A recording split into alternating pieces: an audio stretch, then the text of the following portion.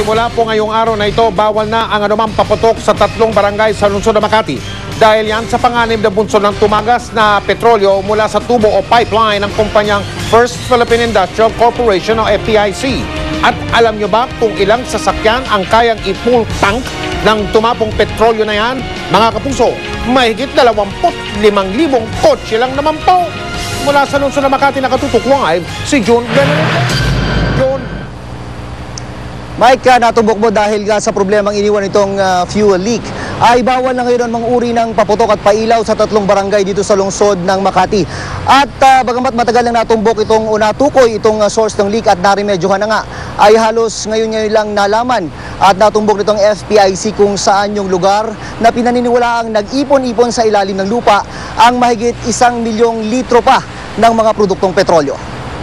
Magandang araw po sa aming mga minamahal. Nakasama ang GMA News na maikot ang mga kagawad ng barangay kanina para paalalahanan ng mga residente kaugnay ng firecracker ban. Sa bisa ng isang City Ordinance 2010-A-20, bawal na simula ngayong araw ang anumang uri ng paputok at pailaw sa barangay Bangkal, Pio del Pilar at Magallanes dito sa Makati. At hanggang hindi pa natatapos ang problema at matinding perwisyong iniwan ng tumagas sa pipeline ng FPIC, paiiralin ng ban. Hindi basta-basta ang parusa para raw matakot ang mga lalabag. Sa first offense pa lamang, pagkakakulong na ng 6 na buwan, umultang 5,000 piso ang parusa. Pero higit sa parusa ang banta sa buhay ng komunidad kapag may mga pasaway.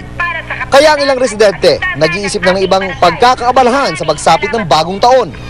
Dati kasi taon-taon kami nagpapaputok eh. Ngayon wala na, ngayon na wala. Ano na kami sa MOA, makikinood na lang kami ng fireworks. Kasabay ng unang araw ng firecracker ban, inanunsyo ng FPIC na nalaman na ng kanilang kinuntratang CH2M Hill ang lawak ng fuel contamination sa ilalim ng lupa. May lawak daw itong 9,000 square meters. Tansya nila, 8,000 bariles o 1.3 million liters ng petrolyo ang tumagas sa ilalim ng lupa.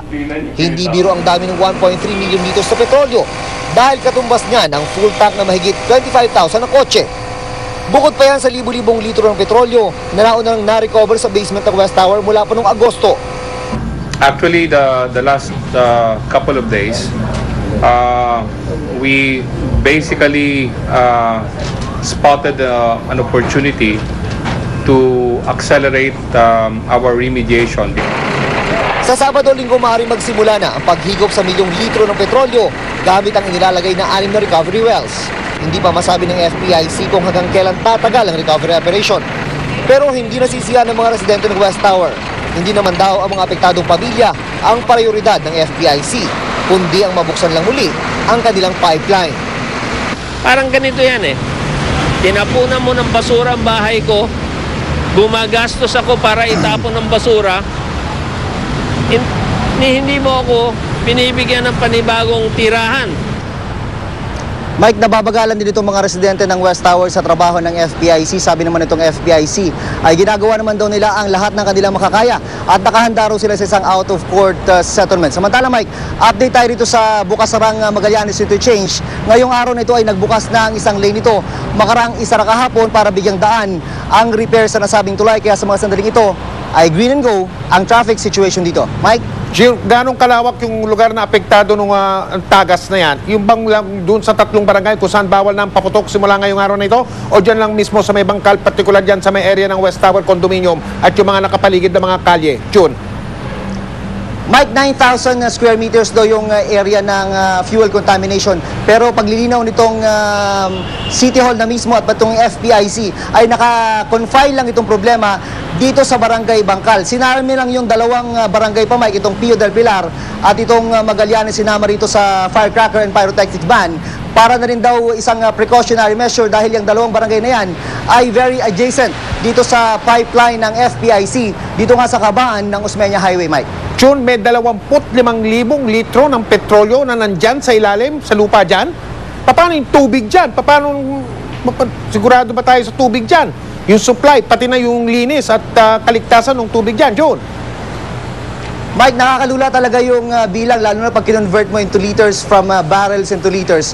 Pero ang sabi nitong FPIC, Mike, ay hindi naman ganun kalala itong problema at kaya pa nilang remedyohan. Sa kanilang pagsusuri, Mike, ay itong lupa pa lang daw yung contaminated. Pero yung underground water, ika nga, ay inaalam pa nila kung pati yun ay contaminated na rin itong mga produktong petrolyo, Mike. Pero isang opisyal ng FPIC ang nagsabi sa atin na hindi nila inaalis ang posibilidad na pati yung underground water ay contaminated na rin.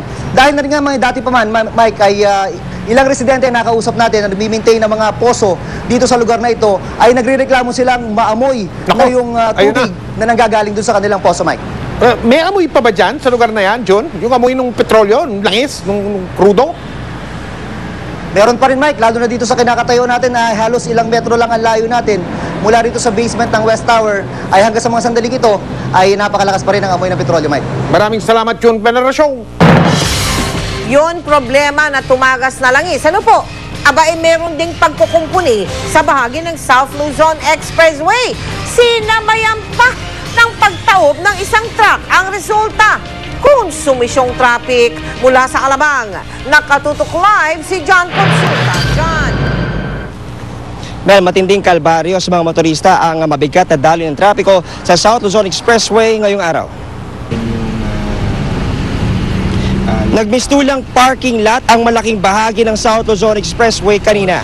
Bumper to bumper ang naging sitwasyon sa southbound lane ng Bikutan hanggang Sukat. Ayon sa Skyway Corporation na namamahala sa SLEX, matindi ang naging epekto sa trapiko nang tumaob ng Isuzu Forward dakong alas 9 ng umaga kanina. Natanggal daw kasi ang gulong ng truck na punong-puno ng paso at mga halaman. Medyo natagalan ang mga tauhan ng SLEX sa pag-alis sa truck dahil kailangan ibaba ang mga paso mula rito. Kinailangan ding linisin ang tumagas na petrolyo. Pinalala rin ang sitwasyon ng mga construction sa SLEX at ilan pa mga nasira ang sasakyan na aming nadaanan. Kaya ang ilang motorista di napigilang maglabas ng sama ng loob sa hirap na pinagdadaanan araw-araw. Sayang sa oras tulad nito yung boss ko may meeting siya wala na, ubos na kami sa oras. Tapos gaganin at tatas pa raw yung toll gate nila, yung south, tapos ganito lang din. Wala Pero ratio, sana po ay okay. Babawasan na, 2 ikot na lang. Dati ilang ikot? 4, 5. Ayun po. 2. sana kung magtataas sila, lalo na magtataas daw ng toll gate, di ba? Kailangan ayusin muna nila yung dapat mga ayusin. Tulad ng mga bara-bara dyan, dami-dami pa dapat nila ayusin. Ayon Mel sa SLEX at sa Skyway Corporation ay nais nilang siguraduhin o tiyakin sa mga motorista na tinututukan nila ang daloy ng trapiko sa kahabaan nga nitong SLEX. Sa katunayan ay nakastandby na raw ang kanilang mga karagdagang mga traffic enforcers para magmando ng trapiko sa mga checkpoints. Inaasahan din ang pag-deploy ng karagdagang mga ambulance tellers para maibsan ang pagsisikip ng daloy ng trapiko sa kanilang mga toll gates. Mel? Maraming salamat sa iyo, John Consulta. Paalala naman po sa mga sumasakay sa MRT tsaka sa LRT, huwag na po kayong magbibitbit ng mga regalo na nakabalot. Tiyak pong papubuksan sa inyo yan ng mga security sa mga istasyon ng MRT at LRT. Bahagi po yan ng kanilang seguridad. Nakatutok si Maki Pulido live mula sa MRT North Avenue Station sa Quezon City. Maki! Mike, ang nakikita nyo sa aking likuran ngayon ay ang security inspection ng MRT. Bago ka pa man makabili ng ticket para makasakay ng tren, ay i-inspeksyonin ng mga gwardya ang mga bitbit mong bagahe. Ngayon, kahit na gaano pa kaganda ang pagkakabalot ng bitbit mong regalo, ay bubuksan ito ng gwardya. Kaya para maiwasan ng initan ng ulo, ay sana raw wag na lang magdala ng mga balot na kahon. Libu-libong pasahero ang dumaraan sa bawat istasyon ng MRT. Kada araw, 250,000 ang sumasakay dito. Kaya't para hindi na maabala sa security inspection, huwag magdala ng mga balot na kahon. Pero kung hindi maiwasan, pakiusap na lang ng mga taga-MRT, mag-iwan ng bahagi na bukas para masilip ito ng mga gwardya. Ina-advise namin sa kanila na kung pwede na lang nilang buksan para hindi naman sila ma-inconvenience sa pagpila. Total, sabi nga ng mga taga-MRT at LRT, ang kaunting abalang ito ay para rin naman sa mga pasahero. Mahirap na raw malusutan, magpapasko pa naman. Dagdag pa dyan, magugunitang ilang taon nang nakalipas na ganapang madugong Rizal Day bombing kung saan hindi bababa sa 20 ang patay. Delivery system mo kasi ito for illegal items, particularly na yung mga improvised explosive device.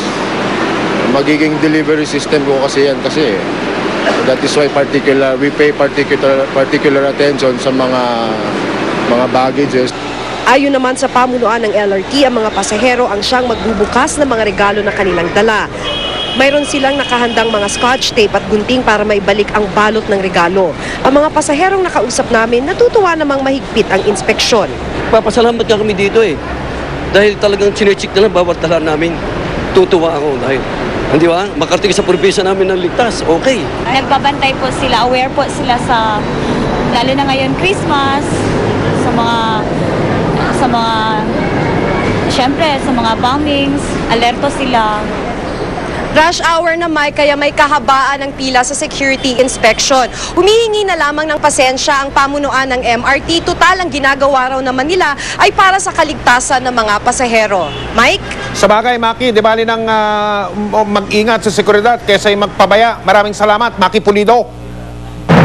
Magdoble ingat pa din po kayo mga kapuso. Dito naman yung mga akyat bahay gang, lalo na ngayong Kapaskuhan. Alam nyo ba, kanina lang umaga sa lungsod na Quezon, hindi bababa sa 5 pagnanakaw ang naiulat. Nakatutok si Tina Panganiban Perez.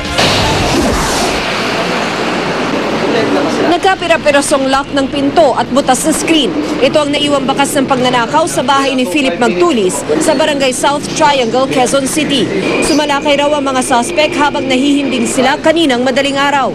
Yung initial finding dyan, unang-una, ito left open ang mayari ng bahay. So ito, inangat nila. Pag angat niya, tinulak yung screen. Pag tulak ng screen, inabot nila yung hinges doon, 2 hinges, inopen nila, sinira yung doorknob, tuloy-tuloy sila pumasok. Bukod sa laptop, digital camera at ilang personal na gamit, natangay rin ang kanilang kulay gold na Toyota Vios na may plakang XLW 502. Malamang, pagka kita nila nung susi, itinulak na lang yung sasakyan papalabas at saka in-start sa labas. Kwento ng isang saksing tumangging magpakita ng muka, kinutuban siya sa isang lalaking sakay ng puting taxi dahil tila nagmanman ito sa lugar kaninang madaling araw. Hindi mapakali, basta text ng text. Ilang oras? Mga 2 oras ko na pag ganun-ganon ako text ng text. Sabi ko, hindi pa umalis yung taxi driver Isa pang kapitbahay ang muntik na ring malooban kagabi. Nagising si Eric Reyes na may nakapormang silya sa may bintana at butas na ang screen. Dati na raw siyang nilooban, kaya natuto na siya. Ang tindahan ng LPG na ito sa Batasan Hills napasok din. Nagpa-birthday party pa raw dito ang may-aring si Concepcion Duag kagabi. Pero kaninang umaga, nadiskubre niyang nawawalan siya ng 6 na tangke ng LPG. May naiwan dyan na tangke sa labas. Hindi pala nila dito sinaraduhan. Nakabukas lang pala ito magdamag. Na-recover na ang 4 sa mga tangke. Pero maliban kay Duag, 3 pang nakawa ng nai-report sa barangay kanina. Kadalasan po yung mga involved po rito ay mga minor de edad. Kasi pagkakalam po kasi ng mga minor de edad na yan, hindi sila po pwedeng makulong. Na-recover din ang ilang ninakaw na gamit sa tulong ng isang saksing nakakita kung saan dinala ang mga ito ng mga suspect. Pati nga kawaling may mantika pa kasama sa mga ninakaw. Kadalasan daw itong ibinebenta sa mga junk shop.